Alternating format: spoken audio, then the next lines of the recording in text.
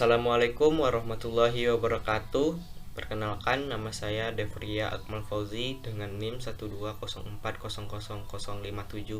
dari Prodi Teknik Telekomunikasi Institut Teknologi Sumatera Angkatan 20. Baiklah, kali ini saya akan mempresentasikan hasil tugas dari mata kuliah Sistem Embedded. Yang dimana di sini saya akan membahas tentang sensor suhu dan kelembaban. Nah, sensor suhu dan kelembaban ini ada dua jenis, yaitu DHT11 yang berwarna biru dan DHT22 yang berwarna putih. Kali ini saya akan membahas tentang DHT11 yang berwarna biru. Nah, sebelumnya apa sih sensor suhu dan kelembaban itu? Nah, sensor suhu dan kelembaban merupakan jenis sensor yang digunakan untuk mengukur suhu dan kelembaban dalam suatu ruangan atau lingkungan. Data yang kita peroleh itu dari sensor dan suhu kelembaban ini dapat kita gunakan untuk memonitor lingkungan dan mengontrol sistem pendingin, pemanas, atau ventilasi untuk menjaga suhu dan kelembaban yang optimal. Nah, dalam sensor suhu dan kelembaban, parameter yang diukur adalah suhu dan kelembaban relatif. Data yang kita hasilkan dari kedua parameter tersebut dapat membantu dalam menjaga keseimbangan lingkungan, meningkatkan efisiensi energi, serta mencegah kerusakan pada barang atau peralatan yang peka terhadap perubahan suhu dan kelembaban. Oke, lanjut. Nah, di sini kita dapat melihat spesifikasi dari sensor DHT11. Nah, sensor DHT11 ini merupakan jenis sensor suhu dan kelembaban yang ekonomis dan mudah digunakan. Berbeda dari DHT22 tadi yang lebih mahal.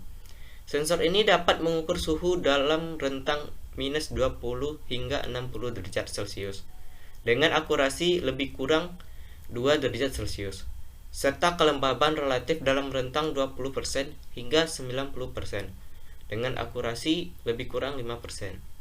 Sensor DHT11 bekerja dengan tegangan 3 hingga 5 volt dan memberikan output digital yang dapat kita baca melalui microcontroller atau perangkat lain.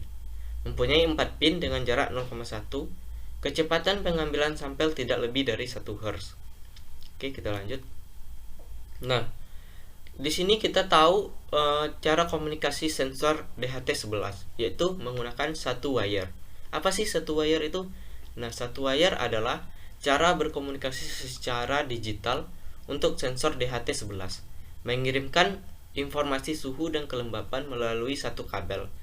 Nah, sinyal data dikirim melalui perubahan tegangan pada kabel tersebut untuk mengkodekan data. Saat sensor DHT11 terhubung ke microcontroller, sensor akan menarik jalur data ke bawah selama minimal 18 milidetik dan kemudian ke atas selama minimal 20-40 mikrodetik untuk memberikan tanda start. Setelah itu, microcontroller akan meminta data suhu dan kelembaban dari sensor, dan sensor akan mengirimkan sinyal data digital melalui jalur yang sama. Setelah data berhasil diterima, microcontroller dapat memproses data tersebut dan menampilkan nilai suhu dan kelembaban pada LCD atau melakukan tindakan lain sesuai dengan data yang diperoleh. Oke, kita lanjut. Nah, di sini kita melihat kodingan Arduino sensor suhu dan kelembaban, yang dimana di sini mendeklarasikan DHT.H. Dan kita menggunakan pendeklarasi pin DHT ini menggunakan pin 7. Dan tipe sensor yang kita gunakan yaitu tipe DHT11. Oke, kita lanjut. Nah, di sini kita dapat melihat void loop-nya. Untuk membaca kelembaban, kita menggunakan float H, yaitu DHT read humidity. Dan untuk membaca suhu dalam satuan Celcius, kita memakai float T dengan DHT read temperature. Dan untuk membaca suhu dalam satuan Fahrenheit, kita memakai float F, DHT read temperature true. Nah, di sini untuk menampilkan data ke LCD, kita menggunakan LCD set cursor dan LCD print T,1. Dan di sini akan nanti menampilkan hasil dari data kelembaban, suhu dalam Celcius dan suhu dalam Fahrenheit. Nah, jeda waktu untuk menjadi 2000 untuk DHT11 yaitu kita menggunakan delay 1000. Oke, kita lanjut. Nah, di sini kita dapat melihat bentuk rangkaian pada software Proteus, yang dimana kita menggunakan Arduino 328 dan menggunakan LCD LM016L.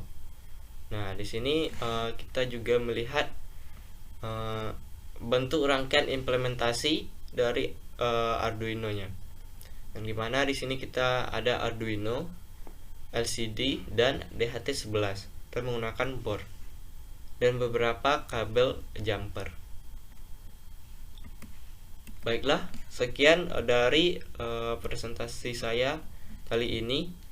Kalau ada kata yang salah, saya mohon maaf. Saya sudahi dengan Assalamualaikum warahmatullahi wabarakatuh.